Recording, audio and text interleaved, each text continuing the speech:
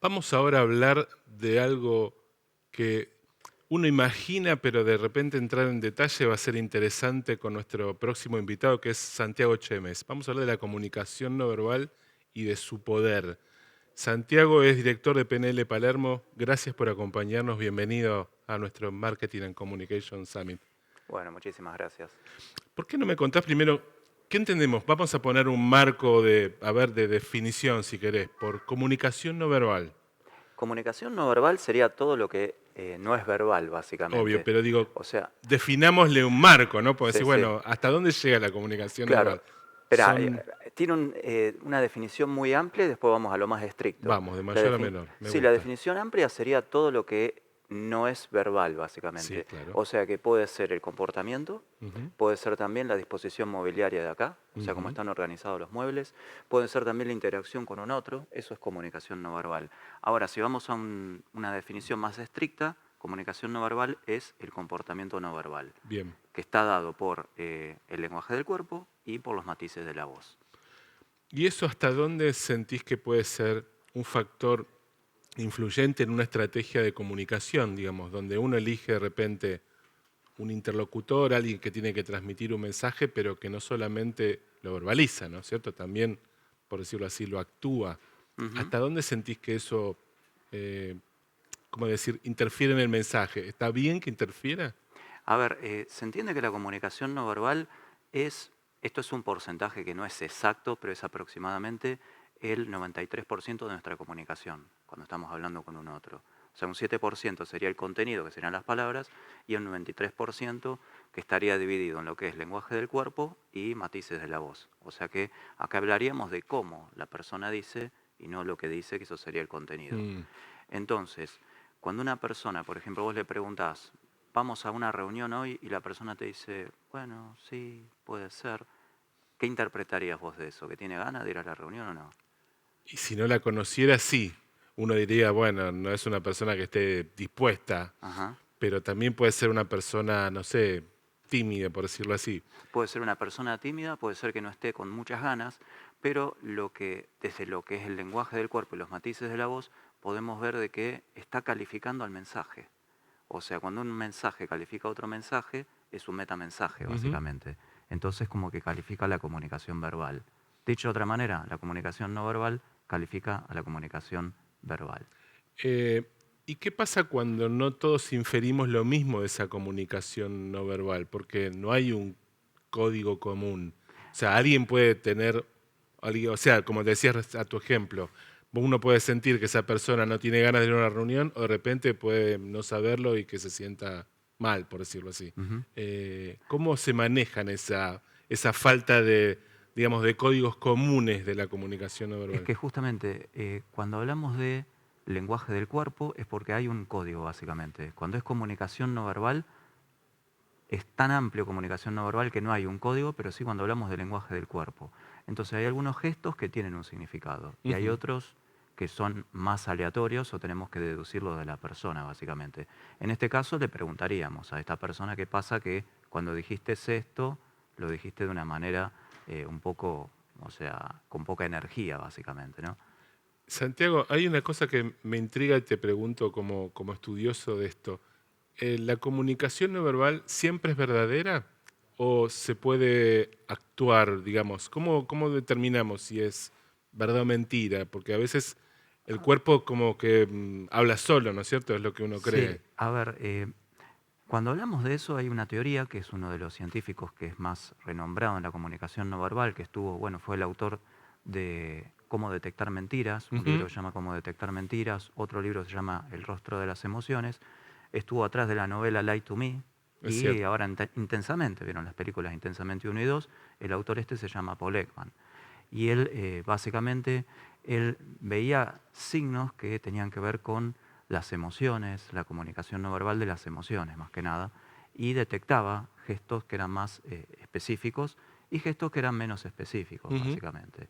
Entonces, ahora ya me perdí cuál era la pregunta. No, digamos, ¿qué pasa cuando vos tratás de decir, bueno, el cuerpo siempre de alguna manera habla y Sí. uno puede saber si ese gesto, esa gestualidad es verdadera o no? Digamos, ¿se puede mentir la comunicación no verbal? ¿O hay que En ser parte muy sí, habilidoso para...? ¿Se en puede parte, detectar cuando en parte sí se puede detectar y hay parte que no. que O no? sea, los gestos, de hecho la comunicación no verbal sirve más para persuadir que para detectar mentiras. O sea, ¿Sirve sirve más más para para vender, persuadir? sí, Ok. sirve más para vender que para detectar mentiras. O sea, eso es derribar un mito fuerte, porque todos Mm, piensan, ahora yo detecto gestos y detecto mentiras en base a eso. No es tan así y no es tan fácil. Una cosa es em, detectar una mentira, otra cosa es detectar un culpable o inocente, que son cosas distintas. Una persona, quizás un inocente, puede no mostrar tristeza y mostrar alegría con los gestos faciales, pero es inocente y no es culpable. Pero está escondiendo la tristeza. claro, Entonces yo le puedo detectar que está escondiendo la tristeza, eso es cierto. pero es inocente.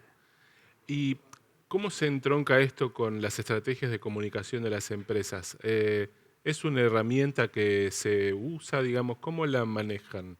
Mira, con todo el desarrollo ahora de la inteligencia artificial, eh, además hay un manual que es de codificación de los gestos faciales, se está utilizando también en robótica y en películas y animaciones básicamente. Entonces se utilizan en los games, ¿viste? En los juegos. Bueno, se está utilizando todo lo que es la comunicación no verbal, los gestos faciales, para que los juegos sean más parecidos a los seres humanos. Claro, Más que nada, se humanizan, digamos, los juegos. Y es un campo es un enorme, campo enorme que se está abriendo ahora. claro, O sea, y por otro lado, las empresas pueden utilizarlo cuando hacen, por ejemplo, cámara Gesell para ver las reacciones de eh, los clientes, de los clientes, consumidores. sí, para hacer encuestas, Interesante ese foco también. sí, cómo reaccionan emocionalmente. Te digo, la comunicación no verbal como que se abrió en dos ramas muy grandes que a veces se juntan y a veces se dividen. Por un lado, que es la más marketinera, la detección de mentiras. Y Ujú. por otro lado, la detección y la expresión de las emociones, que esa es donde más se expandió básicamente, donde más se desarrolló y la más científica. ¿Y cuál sería la base, digamos, con la que se trabaja cuando vos buscas avanzar o perfeccionar en esa identificación de desarrollo de emociones? O sea, vos decís, bueno, a ver, ¿qué es lo que puedo inducir a través de la comunicación no verbal en materia de emociones cuando uno está vendiendo un producto? A ver, por ejemplo, nosotros cuando estudiamos las emociones, lo más preciso son los gestos faciales, o sea, Sí, los gestos de la cara, eso sí. sería lo más preciso. ¿Por qué? Porque te dicen qué emoción siente la persona. O sea, ahí básicamente es eso. Ahora, por ejemplo, quizás la persona tiene miedo, te lo va a expresar facialmente, pero vos quizás ves que empieza a transpirar la persona. Eso puede ser, o puede ser un índice de ira, quizás también. También. Lo que pasa es que todo lo que es la activación del sistema nervioso autónomo no te dice específicamente qué emoción siente la persona. Yo, por ejemplo, puedo hacer así, pero eso no quiere decir qué estoy sintiendo. Me explico a lo que voy, ¿no?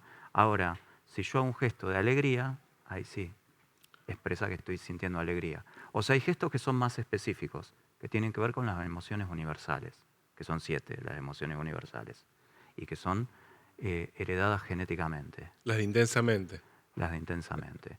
Bueno, salvo que no la había intensamente 2, pero por ejemplo, la culpa, En la la cu- 1, sí, digamos, sí, basémonos en la que vimos en la todos. 1, sí, en Sí. la 1 sí, hay 6 emociones universales, se discute si hay 7, que es el desprecio. Las 6 emociones universales son la alegría, la tristeza, el miedo, la sorpresa, el asco y la ira. Ujú. Y quizás el desprecio. El desprecio está ahí en el borde. Sí, porque depende de los autores que Sí. lo han estudiado, Mm. básicamente. Ahora, esas 6 emociones universales, ¿qué tienen en común? Que tienen una activación inmediata, que no requieren que la persona tenga un conocimiento del yo. Yo, por ejemplo, tengo a mi hijo que debe estar viendo por ahí, que tiene 2 años y él no aprendió a sonreír, no lo aprendió, le salió solo, básicamente. Inclusive cuando está en la panza de la madre, los bebés hacen gestos de asco, o sea, sienten asco, Ujú. sienten alegría, sienten miedo, y eso no se los enseñó nadie, eso es aprendido, básicamente. Santiago, mencionaste la inteligencia artificial. ¿Cómo ves la interacción de tu campo con el desafío de la inteligencia artificial? Porque uno se pregunta, bueno, eh, tu trabajo tiene que ver con desentrañar personas, pero digo, en algún momento vas a desentrañar, no sé, humanoides. Y a ver, ¿Cómo ves? ¿Esto se todavía, complica o...? a ver, yo lo que te digo, lo que estoy viendo ahora, que se está ampliando un campo de acción en los gestos, en la comunicación no verbal, en lo que es la robótica y en los gamers, en los videojuegos más En la que nada. programación, En la digamos, como programación. soporte de esa Sí. programación. Todavía lo que vos decís no lo estoy viendo tan por este momento, ¿no? No, Quizás creo en el que son futuro, desarrollos que uno imagina que en algún momento lo pueden vamos a llegar a tener aparecer. delante y nos vamos a tener que preguntar, vamos a tener que aprender. O sea, yo creo que no sé si la inteligencia. Te lo digo por otro lado, Sí. por ejemplo, te ponen a una persona en video que puede ser una persona desarrollada con inteligencia artificial y otra persona real. Entonces, quizás no vaya a ser tan fácil en el futuro, si esto se perfecciona, que vos no puedas distinguir. O sea, no va a ser fácil distinguir a la persona que es Seguro. humanoide, ponele, de una persona que te está hablando, Sí, ¿no? sí.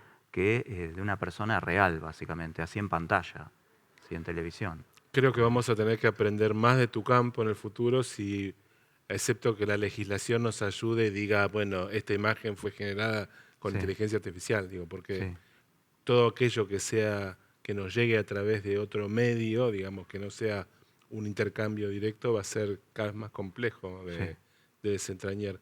sí, Y sí. eso me parece que también genera un desafío para las empresas, ¿no? Digamos, vos me decías que hay un campo de trabajo que se abre para todo lo que es trasladar gestos humanos a productos digitales, y también un poco, bueno, las empresas van a querer saber cómo moverse en ese mundo Sí, de inteligencia artificial. sí. Perdón.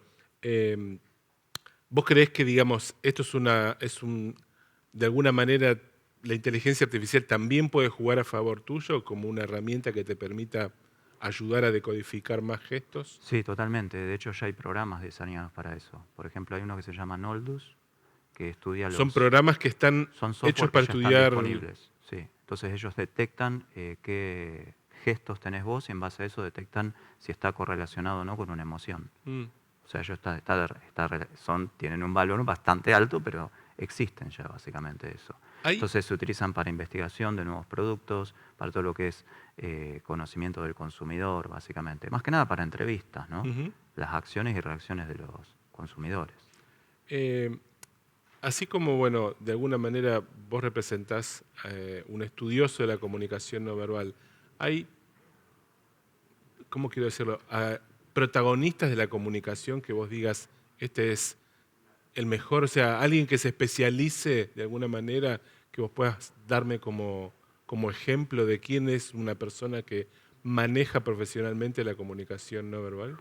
Así que no sea científicos, Sí, sí, digamos, o sí. sea, políticos, por ejemplo, bueno, ¿A Barack Obama. quién te gusta, digamos, como decir, bueno, Sí, querés aprender, miralo a tal, cómo transmite bueno, tenés, gestos? tenés Barack Obama, el Ujú. expresidente de Estados Unidos.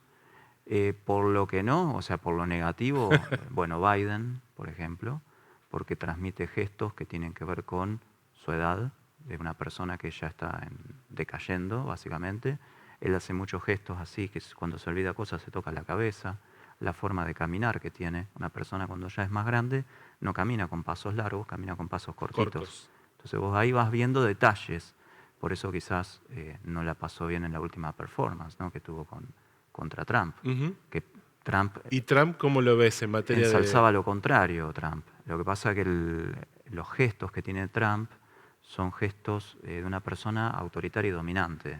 Entonces, un gesto de apertura y ser un poco más amable con una persona es tener la palma de esta manera, bienvenido, pero Trump te dice así, ¿no? Señalando con el Con el dedo. dedo, sí, con el dedo índice, Acusador. acusador, hace gestos de enojo, de ira, hace este gesto de abrir así la boca y hacer estos gestos de Sí, sí. precisión. O sea, tiene todos gestos que no suman mucho, básicamente. Pero bueno, hay gente que lo sigue en ese sentido.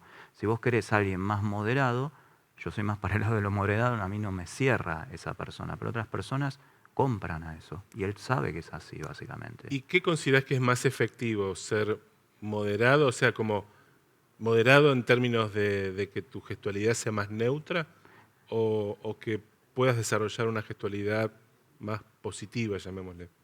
Mira, conviene En generar. términos de efectividad, ¿no? Sí, conviene generar una gestualidad muchas veces más positiva, pero esto depende también del clima, del ambiente, del contexto. Depende mucho de eso.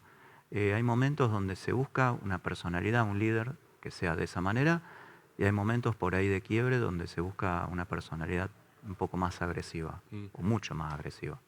En estos contextos está ganando la que digo yo, la más agresiva. agresiva dominante. Sí, gestos de, bueno, está pasando en la actualidad en Latinoamérica y también en el mundo, ¿no? Gestos En la Argentina también, en la Argentina, digamos. sí, bueno, ese tipo de gestos en este momento. O sea, hay un contexto que es el contexto post-pandemia. Tendría que ir a psicología, pulsión de muerte, bueno, un montón de cosas que aparecen a partir de ahí. Soy psicólogo también, por la duda, Mm. así que... Bueno, Santiago, eh, da para que sigamos la charla, pero nuestro tiempo ya llegó al término. Así que te agradezco muchísimo porque nos hayas acompañado. Me dejaste muchas preguntas, pero por eso digo que es interesante como compartir tu mirada desde no solamente como un campo que de repente uno lo tiene delante y no le presta atención al 100%, cómo tiene tantos detalles y matices que podemos ir examinando, aprendiendo y reconociendo. Así que gracias por acompañarnos. Bueno, muchas gracias a todos. Muchas gracias. Seguimos ya en un segundo más en Marketing and Communication Summit.